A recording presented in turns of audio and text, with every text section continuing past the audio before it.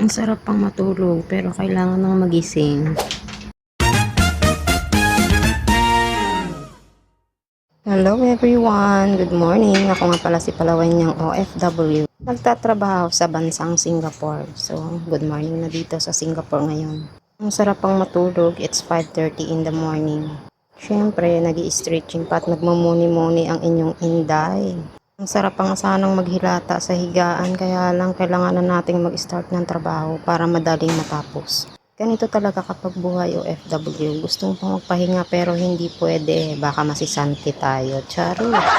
Siyempre, bago tayo mag-start ng trabaho, magtututbrush muna tayo ng ating bibig. Baka mahimata yung ating kausap. Charot! Para siyempre fresh ang ating bunganga sa ating pagsasalita.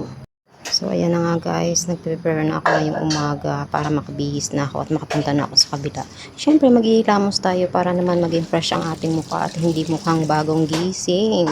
So, siyempre, at tayo magmamagic na, charot-charot, at tayo magbibihis na.